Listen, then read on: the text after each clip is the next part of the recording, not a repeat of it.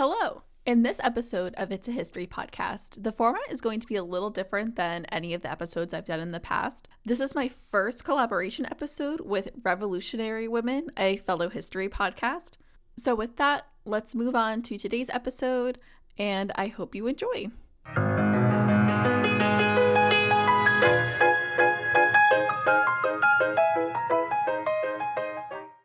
Hello! Welcome to another episode of It's a History podcast. Today, I am joined by Emily of the Revolutionary Women podcast, and yes, hello. And we are going to be talking about the Great Molasses Flood, also in Boston. We talked about Hannah Mather Crocker, who is also a Bostonian, but from the 1700s time period. Emily, if you would like to introduce yourself to the people. Yeah, so I am Emily from Revolutionary Women podcast, and we do a deep dive of the American Revolution side by side with the French Revolution, looking at just different women from the time period and which ones, contributed to their respective revolutions, and telling the story of each revolution through the eyes of those women instead of the eyes that it's usually told through. So That is what we do on my end. So yeah, I'm so happy to be here. Yes, thank you. Okay, so we will be talking about the Molasses Flood. So let's bring it back. Real quick before we get started, I recently only learned about this, really within the past couple of weeks, and I have been just so it's been my ADHD hyperfixation. This is perfect then. Because of just how wild it was. So yes. I thought this was a common knowledge thing. I was talking to my fiance earlier and I was like, the Molasses Flood. And he was like, what are you talking about? And I was like, how does nobody know what this is? And we did a quick little survey of our friends, and it was 50-50 on who had heard of it and who hadn't. I was like, I really thought this was common knowledge. I was so surprised. The entire city of Boston was covered in a thick layer of molasses for a while. I was like, what the heck? Oh my gosh. Okay. Oh. Right. So imagine you're walking down the street in one of the busiest business districts in Boston, Massachusetts, and then off in the distance, there is a loud bang, like an explosion, as a steel drum holding millions of gallons of molasses literally bursts at the seams. There will be a tidal wave of molasses over 20 feet tall, hurling towards you at 35 miles per hour as it pretty much cleared out an entire city block. No kidding. That is how that happened. It was a huge tank. Oh my gosh. So this happened in January of 1919, January 15th. So during the flood, 21 people died and over 150 were injured. But before we get into the actual flood, let's talk a little bit about the tank itself. Yes. So, on this tank. So the tank was located at the Purity Distilling Company, which used the fermented molasses to produce ethanol, which they could use in to make alcoholic drinks, but also it was used heavily in manufacturing munitions. Wow. And so the tank was built in 1915, which is right after the start of World War I.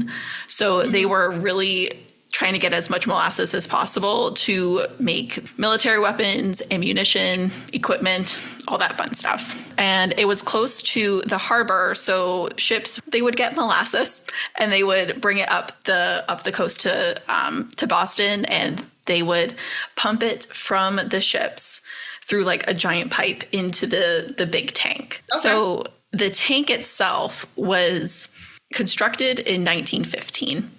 Okay. The blueprints for the tank before it was even built were finalized in April 1915, and production did not start until the first week of December 1915, with an expected date of the first delivery of New Year's Eve 1915. So this tank was built in less than a month. It was 50 feet tall and 90 feet in diameter. So just a 5-story building of molasses. Oh my gosh. Yep. So the conditions of the days that were leading up to the tank. And you said, sorry, You're Don't good. mean to interrupt. You said it was steel that it was made out of? Yep, it was made out of steel. Okay. Okay. So just like this giant 5-story tall steel. Tank. So when the tank was built, the guy in charge, his name was Arthur Gell. He, because of the like really constrained timeline, like they had to have it done, and like they had not done a water test of filling the whole tank with water to see where there would have been any leaks. Mm-hmm. So they didn't have any insight on how like the top of the tank was holding up, how the bottom of the tank was holding up. They only filled it with 6 inches of water, and there were no leaks within that 6 inches. So that baby was signed, sealed, and delivered as perfectly able to hold. I think its capacity was 2.3 million gallons of molasses. And they filled it 6 inches? 6 inches of water to test it, and that could hold millions of gallons. Okay. So at least that one little area has got no leaks. At least, gotta give credit where credit is due, but still, oh my gosh, might not check the whole thing. Yep. And speaking of leaks, it leaked terribly. Like small children that lived in the area would take little pails and collect molasses as it was leaking off the tank, like to take home. Wow. Wow. I have like no words for that. Like, and that does not seem like sanitary, safe, and whatsoever. It was like, 1919. Nothing was sanitary. Nothing was safe. Very true. So people were concerned about the leaking molasses because it was, it was steel and molasses is brown. So you could see where like the molasses was coming out of the tank. So to address the concerns of the leaks, they painted the tank a rust brown color, so you couldn't really see like the streams of molasses coming out of the tank. Oh my gosh! So like just trying to like put a Band-Aid on a bullet hole, essentially. Just throw some paint on it; it's fine. Yep, and pretty much every time it was filled, it groaned loudly like the tank itself, because molasses goes through like a fermentation process and it produces a lot of gases. And when the tank gets like super full, there's nowhere for the gases to go. So it kind of just like moans and groans as it's trying to find a place for the molasses, the gases, the different temperatures, because I mean, Boston, it can be freezing, it can get hot. Like there's different. The molasses goes through many range. Yes, molasses goes through quite a bit there. It should also be noted that the molasses flood happened on January 15th. On January 16th, 1919, that was when the 18th Amendment or Prohibition was ratified. Oh. Yes. So, so now Boston, who, at least in all of my research, Boston is a town that likes to drink a lot. Yes. And now they're covered in molasses and now they can't drink. I'm sure this is going to go really, really well. Yep. So it's thought that the company who owned the tank, they knew the prohibition was coming. So they had ordered extra molasses to like try to get them through the time period before so it was ratified in 1919, but it wouldn't be in effect until 1920. So they had 1 year to get their money's worth out of the molasses, because at this point the war was over. So there was no more need for like the munitions, all the war materials. So really the only things that they were using it for now were like to produce alcohol. And they were on that little shortened time span to make as much as possible. So they had gotten a fresh shipment of molasses just a few days prior to this. And there had already been quite a bit of molasses in the tank. So when it had this second shipment, it filled it pretty much to capacity. There was also a pretty big temperature change during this time. It went from 2 degrees to 40 degrees within just a couple of days. And 2 degrees is cold and 40 degrees is cold. But there's a difference between freezing and not freezing. Yeah. So they had put the molasses that was coming off a ship And the ship had come up the coast in the Gulf Stream, so it was warmer waters. So the molasses coming off the ship was of like a smoother consistency. And when it was combined with the molasses that was in the tank, it created like a perfect storm of fermentation. And it's that fermentation that really pushed the tank like over the edge. And like the middle of the day, 12:30 in the afternoon on the 15th, the tank burst and it completely cleared a whole city block. It like leveled buildings. There was just molasses everywhere. Oh, wow. Like everywhere. It was everywhere because in one of the book I read for researching this, it had a picture in it, and the top of the tank was almost exactly where the tank should have been. So it burst out from this, like from all sides. It just went out and the tank just fell to the ground. And it was close to the harbor, so a lot of it just went right into the harbor. But because it was cold outside, it made it really hard to even try to rescue people who were stuck in the molasses, because it was cold and the molasses, you know molasses, it's thick, and when it gets cold, it becomes not a solid, but almost a solid. So they like frozen molasses, but yeah. So in the immediate aftermath of the flood, there were 116 cadets that were on the USS Nantucket, which was a training ship at the Massachusetts Nautical School that was docked nearby. Like they literally came off the ship running, like they were trying to like pull people out of the molasses as fast as possible. Oh gosh. And then soon the Boston police were there, the Red Cross, the Army, the Navy, anyone who was anybody. Priests were pulling people out of the molasses. Everyone was just trying to save as many people as possible.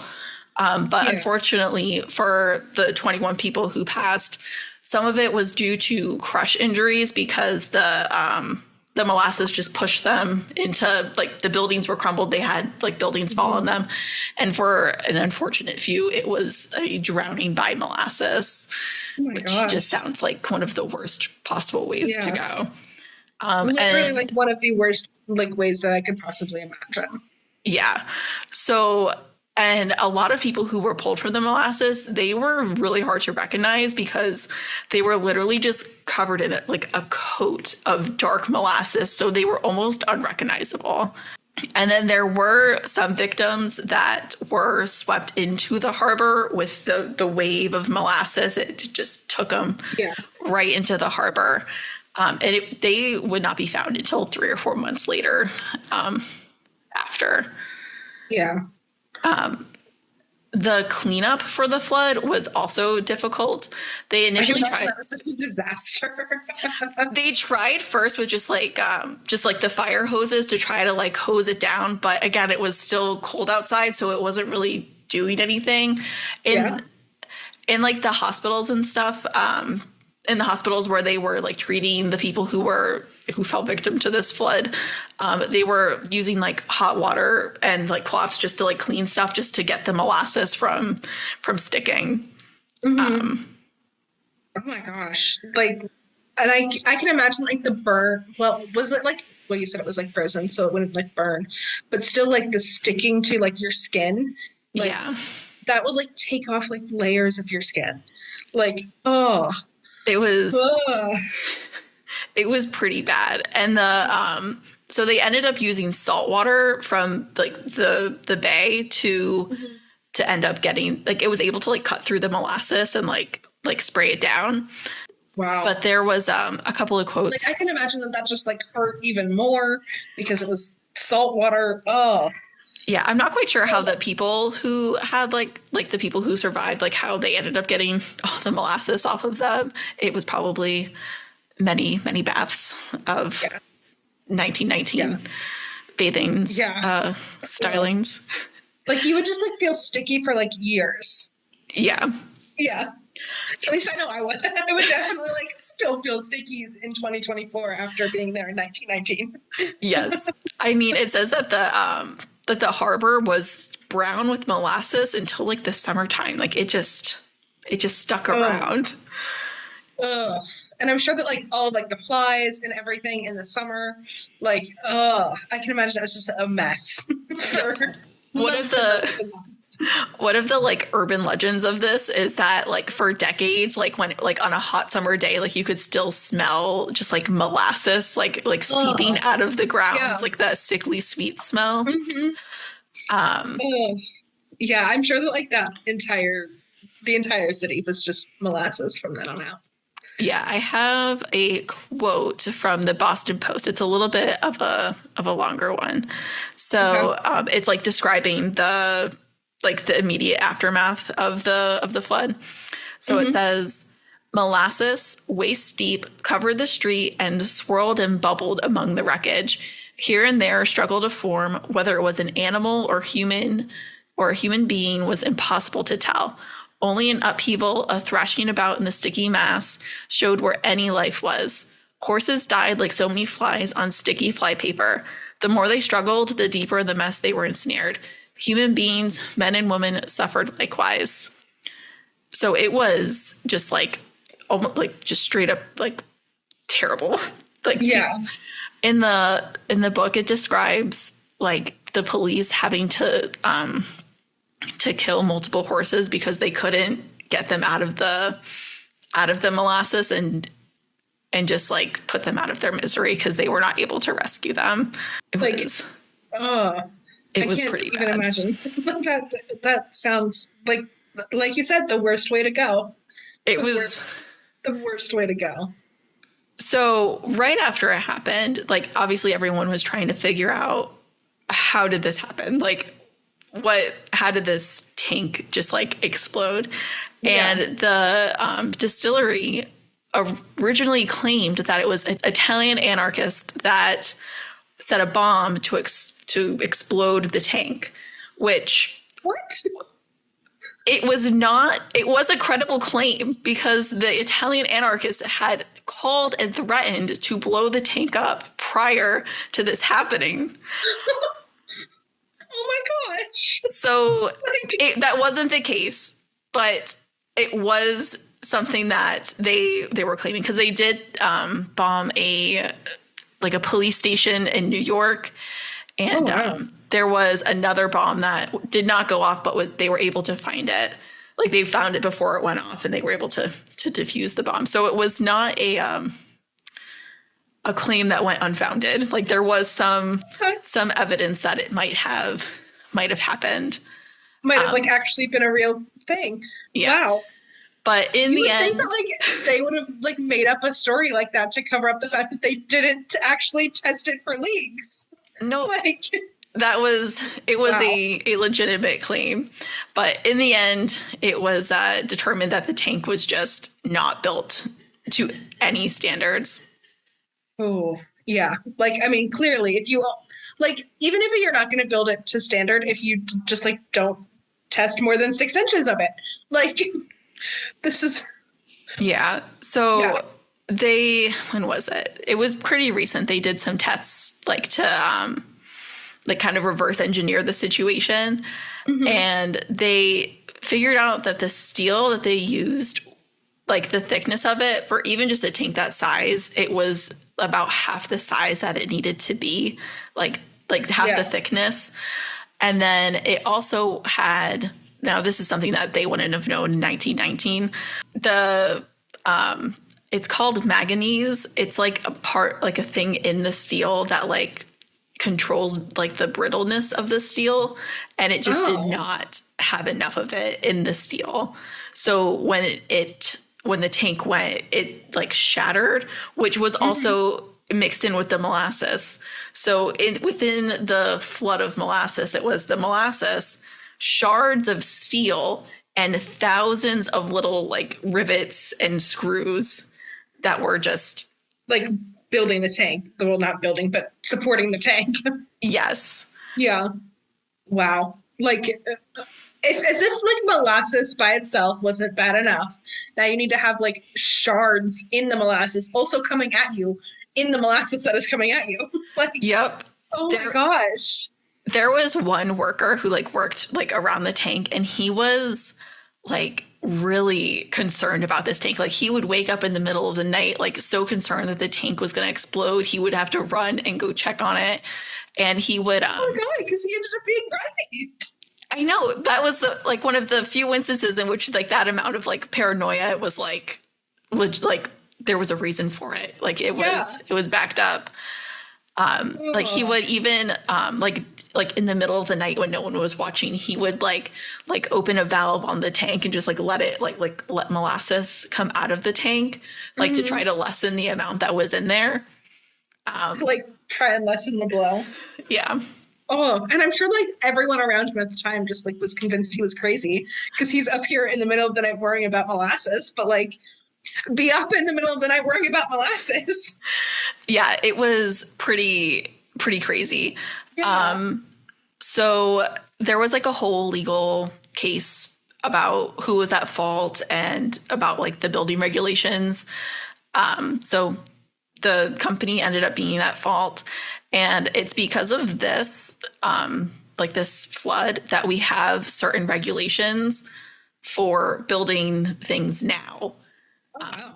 So now, instead of just some guy signing off on blueprints, it has to be an engineer from like an accredited engineer. Like, it has to be someone who's like got a degree, has the stamp of approval, and like knows what he's talking about, just not like Joe off the side of the street. Like, yeah, because the guy who like approved the tank in the first place was like the treasurer of the company. He wasn't even just like had nothing to do with like any type of building. He was the money guy. Yeah. So like clearly he's not going to know like actual like codes that things need to be like met by like. Well, there standards. weren't very many of those, the codes in the. This is true. We are in 1919, but like even just like, I don't know, just like someone who knew what they were talking about. Like, I don't know where I was going with that, but no, I know I know what you're saying. The yeah. And even just like the placement of the tank, like where it was. So it was in a predominantly Italian neighborhood in Boston, which when the Italian people came to the U.S., they originally stayed. They didn't like assimilate. They stayed very localized in their groups, and they didn't want to really be like a part of. They wanted to just stay in their little cohorts, and like they weren't part of like the larger culture around them. Yeah. So there wasn't really a whole lot of involvement with like politics or policy. They just kind of were going about their day to day, just doing their thing. And that's one of the reasons that they were able to build this like huge tank. And it was one of the most heavily populated areas in like Boston that this. Oh my gosh. Yeah. Oh, wow. Okay. Yeah. So after this, so Boston had been like, I don't know, had been like a big player in the molasses trade for over 300 years. And this kind of just stopped. It stopped the whole thing. Most of the people who lost their lives in this event were like day laborers or like railroad workers. There were 2 children that unfortunately died during this. They were out near the tank collecting firewood. I'm not sure how the wood situation that was dripping off that day. No, not that day. It was firewood, and they unfortunately were just right in the path of destruction of the flood. So that's kind of all I have for the molasses flood. Any questions, comments, concerns? No. All right.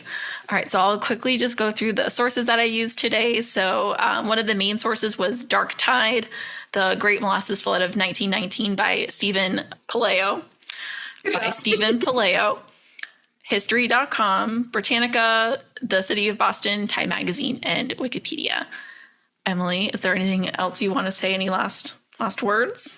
I mean, go and find Revolutionary Women wherever you're listening right now. And yeah, I look forward to seeing you guys over there. All right. Thank you. That's what I got.